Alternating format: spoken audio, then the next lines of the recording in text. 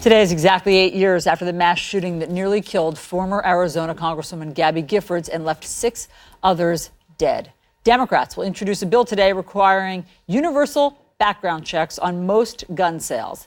They'll be joined by some survivors of the Parkland High School massacre.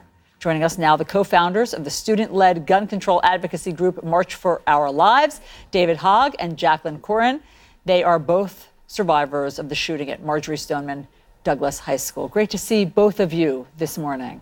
Thank you for having us. Thank you.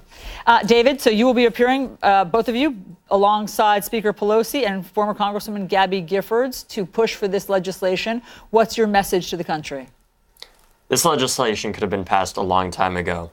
This is long in coming, but because of the work that all the Americans that we've been working with and those fellow survivors have put in, we've been able to get this legislation at least introduced in the first place, which is quite remarkable in and of itself. There is a bipartisan quality to it. Peter King, a Republican, is supporting it. Jaclyn, so what are its chances? I think chances of passing it in the House are very likely. The importance is that the American people push the Senate to pass this as well.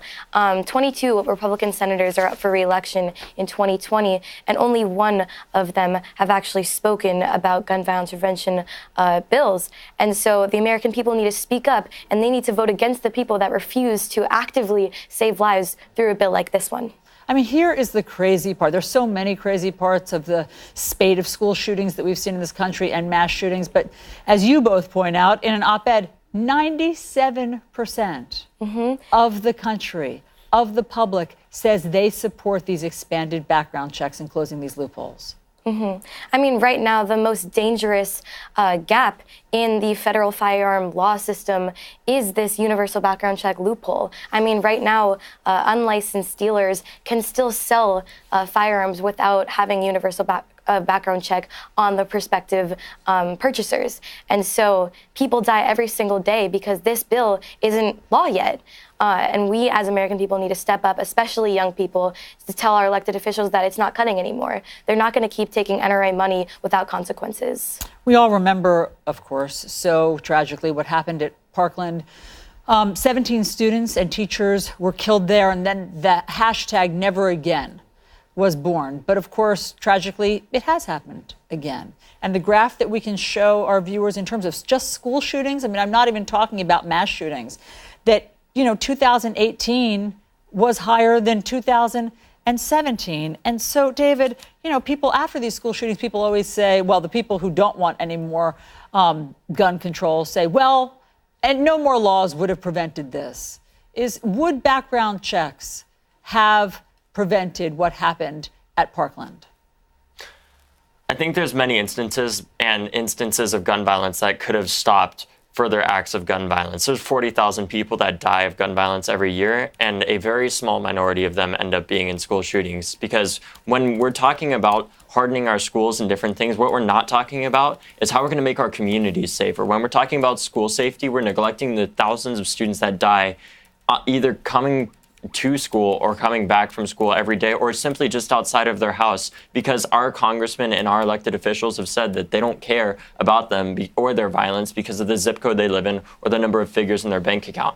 And if we really want to start talking about a national emergency like the president likes to talk about, 40,000 Americans dying annually from gun violence is a pretty damn good one to start out with, because it is an issue that is nonpartisan. At least I would hope so, considering the fact that both Democrats and Republicans die from gun violence. Bullets don't discriminate, and neither should our legislators. No legislator should look at these laws and think to themselves, oh, I can't vote on that because I've taken campaign contributions from the NRA. And that's what they're thinking. The American people need to wake up and realize again and again, the reason these laws are not getting passed, the reason why, for example, disarming people like the shooter at our high school could have happened through an extremist protection order but didn't, is because that law was actively advocated against by the National Rifle Association that uses due process to disarm people like terrorists and domestic abusers, but they actively try to stop because it stops these things from happening in the first place, which they benefit benefit from, because after every single mass shooting, gun sales go up significantly, and the NRA benefits from that. That is such a great point in terms of what we define today as a national emergency as we wait to hear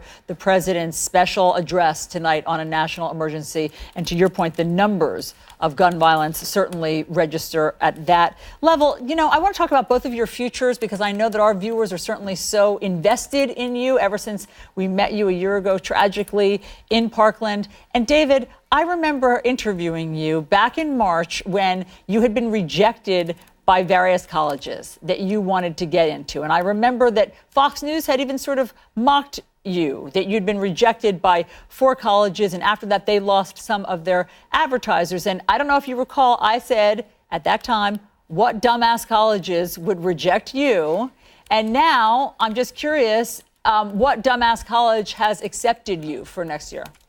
Well, I plan on going to Harvard next year, and but I think what the important thing to remember is I'm looking to advance my education so that I can work towards saving more lives. And that's the real story here, is that the fact that the youth of America have had to walk out, over 3,000 high schools and middle schools walked out during the student-led walkouts on March 14th. And over 2 million people marched in over 800 marches across the country on March 24th. And that's what this story is about. It's not about my college or my experience. It's about how are we going to go out and save lives when our Congress and other people have not in the past, and how are we going to force Congress, no matter whether or not they're Democrats or Republicans, to disarm people like domestic abusers that, for example, one of the #1 predictors of a mass shooter is a history of domestic violence in the home. And if we can predict those things before they happen and disarm them through due process with things like an extreme risk protection order, that's a bipartisan solution I think we can all agree on. And another thing is, we need to fund the CDC, the NIH, and the National Science Foundation to do gun violence prevention research, because right now they are given 0 funding for that. And that is something that has to change.